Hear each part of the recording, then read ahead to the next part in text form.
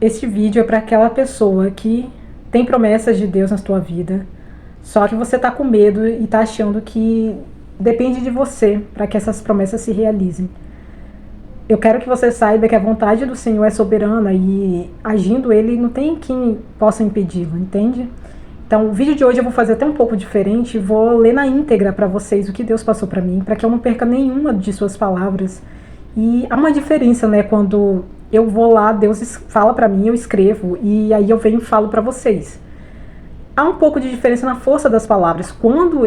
Porque tem uns vídeos que eu faço que Deus não me dá nada para escrever, Ele simplesmente ordena que eu abra a câmera e fale.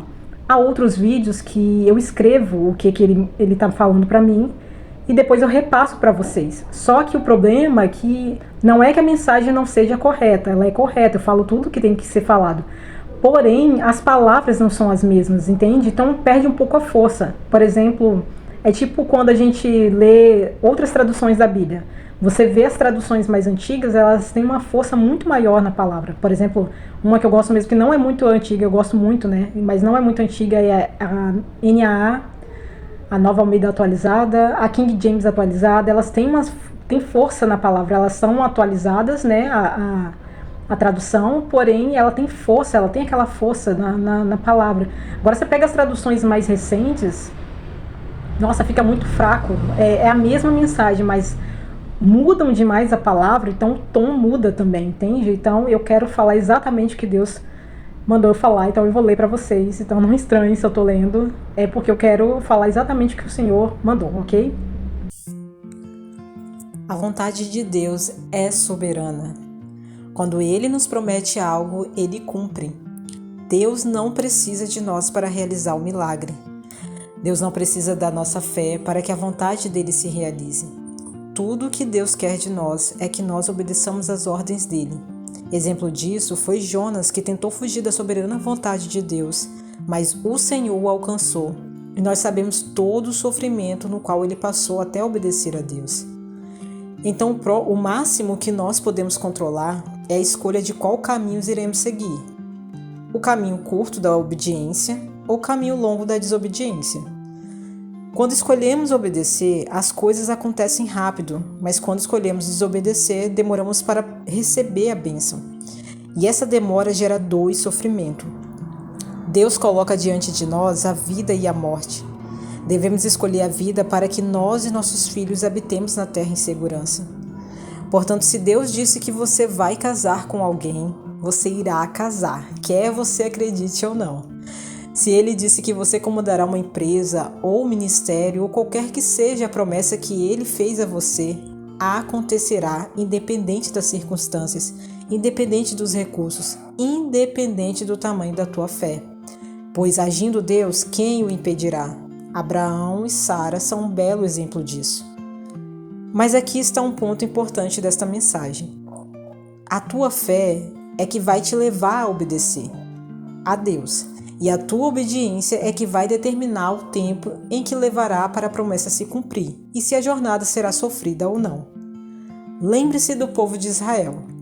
Era para eles fazerem uma jornada curta de 7 dias, mas por causa da desobediência levaram 40 anos para chegar em Canaã. E isso fora o sofrimento de ter que enterrar seus pais no deserto.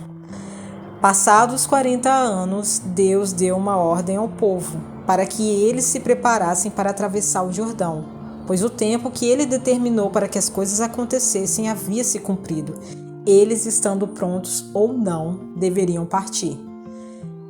Então disse-lhes que em 3 dias eles iriam atravessar o rio e dessa vez eles escolheram a obediência e puderam atravessar a pés enxutos.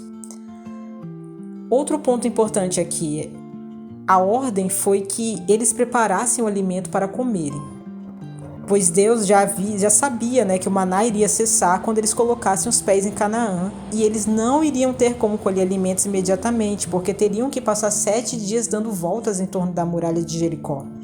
E imagina se eles não tivessem obedecido ou tivessem obedecido atrasado. Não teria alimento suficiente para comerem ao chegarem lá. Pois quando demoramos a obedecer, corremos o risco de perdermos o time das coisas, ficamos desalinhados com a vontade de Deus e sofremos desnecessariamente. Por exemplo, Deus te prometeu que você vai viajar para algum lugar. E Ele mandou você se preparar criando um plano do que você vai fazer quando chegar lá, neste lugar, e de toda a jornada até lá. Se você não criar este plano ou demorar para obedecer, quando a bênção chegar, você não terá tempo para planejar e terá que fazer as coisas às pressas, de qualquer jeito, deixando pelo caminho coisas importantes que você deveria levar para esse lugar, mas não levou porque não tirou um tempo para planejar com antecedência. Com isso, você perderá oportunidades ou contatos que seriam relevantes para a sua estadia neste local em que o Senhor designou. Então, em vez de a tua jornada ser tranquila e alegre, ela se tornará cansativa e triste. Tudo isto porque você não quis obedecer quando Ele mandou. A obstinação do coração gera desobediência total ou obediência atrasada, que nada mais é do que a rebeldia. Quando Deus disse que o povo não iria mais entrar em Canaã, só aí que eles resolveram obedecer. Mas já era tarde demais. Deus já havia dado a sentença de que eles passariam 40 anos no deserto. Então todos os que foram para a batalha agora, contra a vontade de Deus, morreram em combate. Outra forma de desobediência é a obediência dissimulada. Ela ocorre quando nós, por vontade própria, fazemos algo para Deus para não ter que fazer o que de fato Ele nos mandou fazer. Exemplo disso foi o rei Saul, quando desobedeceu às ordens do Senhor e não eliminou todos os animais e pessoas que Deus havia ordenado que ele eliminasse. Quando ele foi confrontado por Samuel, Saul disse que se separou os animais para sacrificar a Deus, sendo que Deus não havia pedido isso a ele. Porém, Samuel lhe disse: será que o Senhor tem mais prazer em holocaustos e sacrifícios do que no obedecer a sua palavra? Eis que o obedecer é melhor do que o sacrificar, e o ouvir é melhor do que a gordura de carneiros. Porque a rebelião é como o pecado da feitiçaria, e a obstinação é como a idolatria e o culto a ídolos do lar. Por você ter rejeitado a palavra do Senhor, também ele o rejeitou como rei. 1 Samuel 15, 22, 23. Meu Deus, como esta palavra nos gera temor ao Senhor. Saul usou o sacrifício como desculpa para justificar o porquê havia desobedecido a Deus. Mas no final das contas ele só queria mesmo era satisfazer suas próprias vontades e não a vontade de Deus. Já ao contrário de Saul, o rei Davi, que mesmo quando tinha seus momentos de fraqueza e se deixava ser manipulado por Satanás, retornava para Deus, aceitava sua divina correção e obedecia imediatamente ao Senhor. É o que nós vemos em 1 Crônicas 21. Então o anjo do Senhor comunicou a Gade que ordenasse a Davi que subisse e erguesse um altar a Yahweh na eira de Araúna, o Jebuseu. Davi foi para lá sem demora, em obediência à palavra que Gade lhe havia transmitido em nome do Senhor. O que me chamou a atenção aqui nesta passagem foi: e Davi foi para lá sem demora, pois ele sabia que quanto mais tempo ele demorasse em obedecer, mais sofrimento haveria em Israel. Bom, por fim, meus irmãos, eu termino com a palavra que está em Romanos 1. Por intermédio dele, por causa do seu nome, recebemos graça e apostolado para chamar dentre todas as nações um povo para a obediência que deriva da fé. E vós, igualmente, estáis entre os chamados para pertencerdes a Jesus Cristo. Amém. Romanos 1, 5 e 6. Queridos, eu oro para que, assim como Davi, nós possamos ser diligentes e obedientes a Deus, sem demora, sem condições, sem porém, pois fomos chamados para pertencermos a Jesus Cristo, que durante seus dias de vida na terra ofereceu orações e súplicas em clamor e com lágrimas, aquele que o podia salvar da morte, tendo sido ouvido por causa da sua reverente submissão.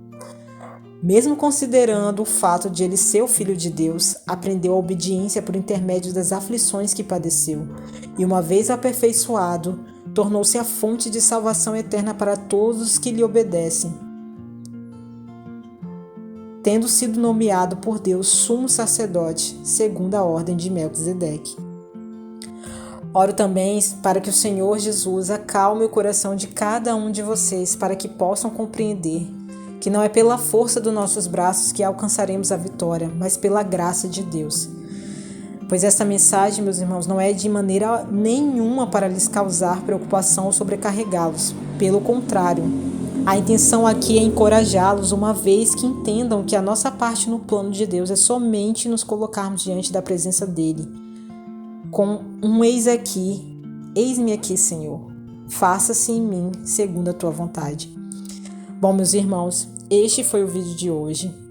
Que a bondade do Senhor os acompanhe todos os dias de suas vidas. E fiquem com Deus e até o próximo vídeo, se assim Ele permitir. Beijão, até mais.